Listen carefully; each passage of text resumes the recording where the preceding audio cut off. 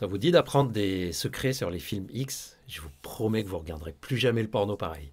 Bonjour tout le monde, bienvenue sur Charles.co, votre chaîne santé, chaîne YouTube. Un grand merci d'ailleurs à toutes les personnes qui nous suivent, aux abonnés, un grand merci pour votre soutien. On a dépassé le million d'abonnés, c'est le moment de dépasser les 10 millions. Si, j'y crois, 10 millions d'abonnés, il faut qu'on y arrive. Avant de commencer, pour les personnes qui ne savent pas encore, même si la plupart le savent, Charles.co, c'est pas simplement une chaîne YouTube, c'est aussi une clinique digitale, c'est-à-dire un site sur lequel on peut consulter, téléconsulter des médecins spécialisés dans leur domaine, comme par exemple le domaine de la médecine sexuelle. Si on a un problème d'érection, d'éjaculation, problème de libido, autre problème sexuel masculin, on va sur charles.co, on choisit le type de problème sexuel pour lequel on souhaite consulter. Le médecin spécialiste va lire le questionnaire confidentiel que vous aurez rempli. Ensuite, il va vous faire un diagnostic, donner des conseils, prescrire des examens s'il faut, prescrire des traitements s'il faut, vous dire s'il faut un suivi, etc. Bref, les gens qui me suivent depuis longtemps savent que je répète souvent cette phrase. Quand on a des problèmes sexuels, que ça dure pendant quelques mois et que ça commence à devenir pénible, on ne reste pas seul à se dépatouiller. On consulte ou on téléconsulte si c'est plus facile pour vous. Et pour plus d'infos, il suffit d'aller sur charles.co et vous avez toutes les informations. Maintenant que ce rappel est fait, voyons maintenant le sujet du jour.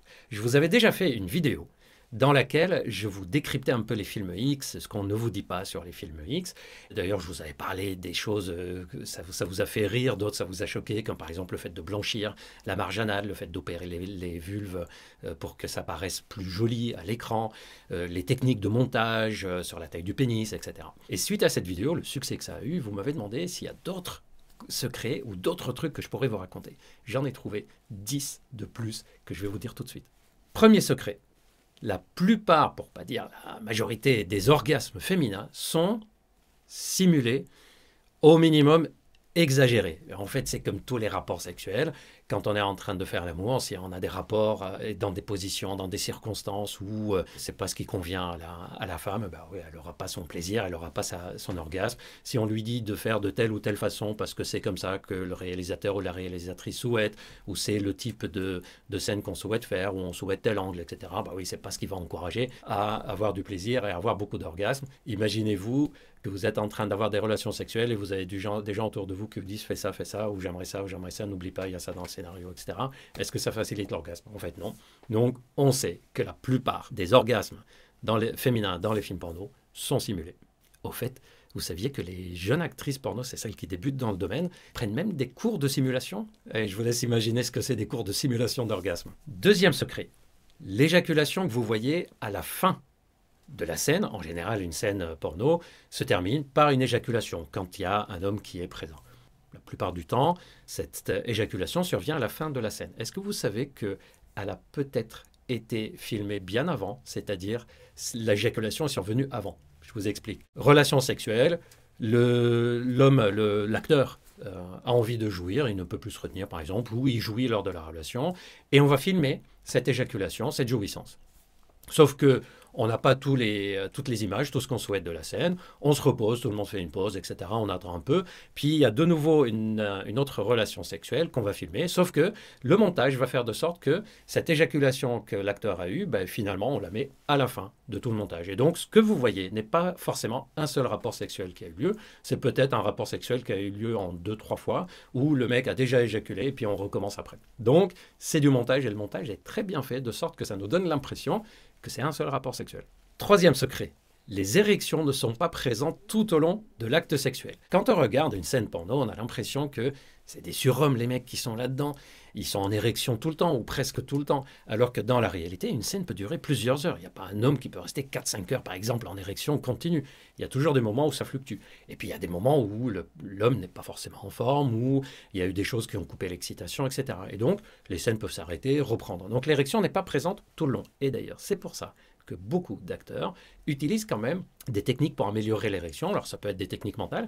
Je vous en ai parlé d'ailleurs dans la vidéo où je vous explique comment mentalement on peut booster l'excitation. Vous pouvez aller voir la vidéo où je vous parle de ces techniques-là. Mais il y a certains acteurs qui vont utiliser même des médicaments pour booster l'érection. Alors les acteurs porno essayent d'éviter les médicaments comme le tadalafil, sildenafil, vardenafil, c'est-à-dire Viagra, Cialis, Levitra, simplement parce que dans 20% des cas, ça peut donner une sensation de chaleur, l'impression d'avoir le visage un peu plus rouge ou le nez bouché ou la sensation d'avoir la tête lourde. Et donc, pour des raisons en craignant l'esthétique, ils préfèrent plutôt éviter ou plutôt ils les utilisent en dehors de la scène porno pour voir est-ce que ça leur donne, est-ce qu'ils font partie des 20% qui vont avoir une chaleur, le visage rouge, le nez bouché, ou est-ce que ça va pour eux. Et donc il y a des hommes, des acteurs porno, qui finissent par utiliser les injections intracaverneuses, qui sont des traitements puissants pour l'érection, qui donnent une érection même si on n'en a pas envie. Sauf que quand on les fait de façon inadaptée ou si on n'en a pas besoin, le risque c'est quoi? C'est de se retrouver en érection qui ne retombe pas, ce qu'on appelle l'érection prolongée ou le priapisme. Et dans ces cas-là, il n'y a qu'un seul traitement, c'est soit appliquer du froid de façon importante, soit faire de l'exercice physique, soit d'aller directement à l'hôpital en urgence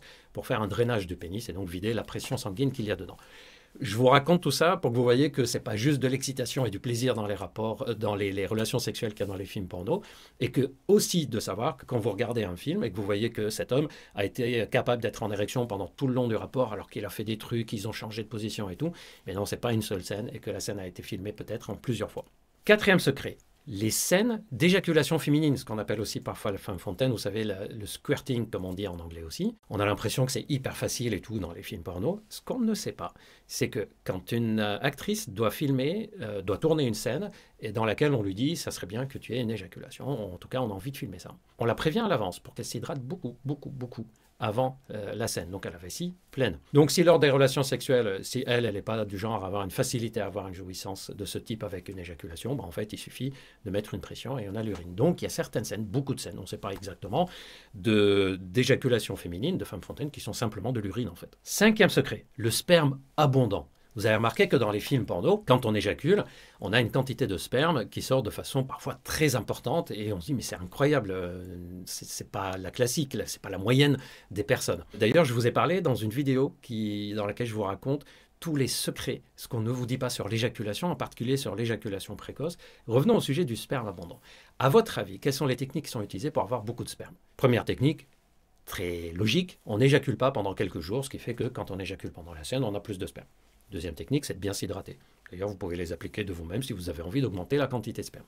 Troisième technique, c'est le fait de mettre dans le canal urinaire du liquide blanc. Ça peut être par exemple du yaourt blanc, un peu dilué, qu'on met dans le canal, dans l'urètre. Et il y a un médicament qu'on utilise pour augmenter la quantité de sperme. Et là, je sais qu'il y a beaucoup d'hommes qui sont là, mais quel médicament augmente la quantité de sperme? À votre avis?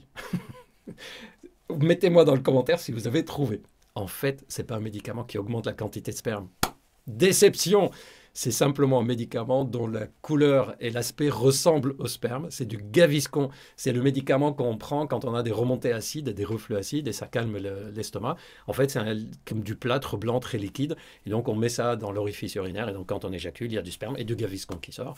Voilà. Déception, pas de médicament qui augmente la quantité de sperme. Par contre, on peut faire semblant d'avoir beaucoup de sperme. Sixième secret. Quand il y a des scènes anales dans les films porno, c'est rarement improvisé et la personne est prévenue à l'avance, déjà pour se préparer, et aussi parce que la personne va faire à l'avance des lavages de la zone anale, un lavage du rectum en fait, pour éviter qu'il y ait des matières fécales, et aussi pour que lors de la scène, de préparer l'anus, de mettre par exemple plus de lubrifiant, d'utiliser une dilatation progressive qu'on ne voit pas. Il y a certaines personnes qui vont utiliser même des dilatateurs progressifs pour pouvoir faire la scène de façon tranquille. Donc quand dans un film porno, vous voyez qu'ils sont en train d'avoir un rapport et puis tout d'un coup, hop, il y a une pénétration anale, c'est rarement quand même très improvisé, sinon la personne qui est pénétrée risque de ne pas très apprécier. Septième secret, il y a des accidents qui arrivent, comme dans n'importe quel rapport sexuel, mais comme vous voyez dans les films porno, si vous avez déjà regardé, Allez, on me le dit dans le commentaire si vous êtes un fan ou pas des films porno. En fait, il y a des accidents qui arrivent et ils ne sont pas filmés. Par exemple, on prend des positions incroyables, bah oui, on glisse, on tombe, on veut filmer juste à côté de la mer, bah oui, il y a la vague qui vient et puis on a de l'eau dans le nez, dans la bouche. On est en train de filmer à l'extérieur et puis il y a des personnes qui vont passer et donc hop, faut vite se rhabiller, puis on peut tomber, on peut se casser la figure, etc. On peut avoir des fractures de pénis parce que le pénis n'est pas en érection complète et donc on veut quand même pénétrer alors qu'on n'est pas en érection complète et on peut tordre un tout petit peu parce qu'il fallait tourner la scène. On peut avoir aussi des douleurs, par exemple une pénétration qui n'était pas très bien préparée, et puis comme il n'y a pas une excitation forte chez la partenaire, il y a des douleurs au moment de la pénétration. Il y a plusieurs types d'accidents qui peuvent arriver, et les acteurs et les actrices sont préparés à ça. D'ailleurs, il y a des contrats qui sont signés, assurances, etc. Donc les accidents arrivent, même s'ils ne sont pas filmés. Pas montrés. Huitième secret, ça arrive que la partenaire ou le partenaire de l'acteur ou de l'actrice ne plaisent pas. Ça peut arriver qu'un acteur soit amené à tourner une scène avec une actrice et puis il n'est pas attiré. Il n'y a pas l'alchimie, il n'y a pas l'excitation sexuelle. Comme ça peut arriver qu'une actrice tourne avec un acteur et puis il n'y a pas l'attirance, il n'y a pas l'attractivité. Sauf que pour eux, pour elles, c'est du travail. Alors chez les femmes, on va lubrifier, etc. en disant bon, allez, un peu à la fois, et puis on verra. C'est du travail pour elles, c'est pas forcément la relation qui va être la plus intéressante. Et pour les hommes, ils vont utiliser des techniques mentales pour essayer d'être excités malgré tout ou utiliser les traitements dont je vous ai parlé tout à l'heure pour quand même avoir une érection. Il faut quand même qu'ils soient performants pour leur travail. D'ailleurs, dans le programme Master et dans les vidéos que je vous fais sur l'érection, je vous ai déjà expliqué plusieurs techniques pour renforcer le périnée, des techniques pour être excité mentalement, même si on est parasité par des idées négatives, par exemple, sur le moment. Et puis, pas seulement le fait que les partenaires ne plaisent pas forcément, il y a aussi le fait qu'on peut très bien avoir une scène à tourner, tel jour, telle heure, tout le monde est là, tout le monde est prévu, et puis on n'est pas en forme. On est contrarié, on a eu des mauvaises nouvelles, on n'est pas en forme physiquement, on a mal dormi, bref. Comme dans la vie normale. Sauf que les acteurs, eux, sont obligés d'être performants, et c'est pour ça qu'ils utilisent des astuces, et c'est pour ça qu'ils utilisent des traitements parfois qu'on donne à des personnes qui ont des problèmes d'érection. Et ils ont cette capacité à dire, allez, c'est du travail pour moi, je ne suis pas là juste pour le plaisir. Et puis ils vont se projeter dans des excitations sexuelles qui vont leur permettre d'avoir quand même la relation sexuelle, même si sur le moment, ils ne sont pas très excités. Neuvième secret, mais je pense que ça ne va pas vous surprendre, c'est très, très, très rare que des actrices regardent leurs propres films. En fait, c'est assez habituel. Par exemple, personnellement, je regarde mes propres vidéos. Je ne fais pas de vidéos porno, hein. Je parle des vidéos YouTube. Et me prenez pas. D'ailleurs, je ne sais pas si vous vous souvenez, je vous avais déjà fait des vidéos où j'avais comme invité Céline Tran, qui expliquait beaucoup de choses sur les films porno, sur la vie privée même des actrices quand elles arrêtent ou pendant qu'elles travaillent. Et elle a expliqué beaucoup de choses qui sont passionnantes. Vous pouvez aller voir cette vidéo dans laquelle je lui ai posé plein de questions sur le porno et elle a répondu de façon totalement transparente. Ça a été une mine d'informations. En tout cas, les personnes qui tournent les films vidéo, c'est rare qu'ils aiment regarder leurs propres films, mais ça c'est commun. C'est rare qu'on aime bien entendre notre voix, qu'on aime bien voir notre image. C'est assez habituel et pas typique au film porno. 10e secret, les actrices et acteurs porno ont aussi une vie privée intime sexuelle. Et dans beaucoup de cas, leur vie sexuelle intime ne ressemble pas à leur vie sexuelle pendant les tournages. Les films porno, c'est du travail. Dans la vie sexuelle, il y a l'affection, il y a l'émotion. Il y a aussi tout ce qu'on met autour pour édulcorer. D'ailleurs, je ne sais pas si vous vous souvenez, Céline Tran, dans une de ses vidéos, avait dit « Le sexe, c'est comme une raclette ». Ça vous intrigue? Si vous voulez savoir pourquoi elle a dit ça, allez voir et vous allez comprendre qu'on parle du fait que le sexe, c'est quand même beaucoup de choses et qu'il y a beaucoup de détails autres que l'excitation physique. Et c'est pareil dans leur vie intime. Dans leur vie intime, ils ne sont pas en train de continuer à faire la même chose que dans leur vie d'actrice ou d'acteur. Et donc, il ne faut pas imaginer que leur rapport sexuel se passe de la même façon dans leur vie privée que devant les écrans. Et pourquoi je vous ai dit ce dernier point qui peut paraître banal, c'est parce qu'il y a beaucoup de personnes qui se disent « Moi, j'aimerais bien que ma vie sexuelle soit comme dans les films porno » ou pensent que dans les films porno, c'est le mieux et leur vie sexuelle personnelle n'est pas mieux. Mais en fait, même les personnes qui font les films porno, leur vie sexuelle est différente de ce qui se passe dans les films porno. Donc c'est un peu illogique que ceux qui veulent faire l'amour comme dans les films porno se disent c'est comme ça que ça doit être le meilleur. J'espère que cette vidéo vous a plu. D'ailleurs, il y a plein d'autres sujets sur la chaîne, n'hésitez pas à aller les voir. Si ça vous a plu, n'hésitez pas à liker, partager, commenter. Dites-moi dans les commentaires s'il y a des secrets qui vous ont surpris dans cette vidéo, s'il y a des trucs que vous saviez, s'il y a des trucs auxquels vous attendiez pas du tout. Le coup du Gaviscon, par exemple, est-ce que vous le connaissiez? Dites-moi dans les commentaires si vous avez appris des choses. J'espère en tout cas que ça vous a plu, j'espère que ça vous a donné des petites pistes de réflexion. Moi, je vous prépare plein de vidéos sur plein de sujets, pas que la sexualité. Je vous donne rendez-vous très bientôt. Prenez bien soin de vous. À bientôt.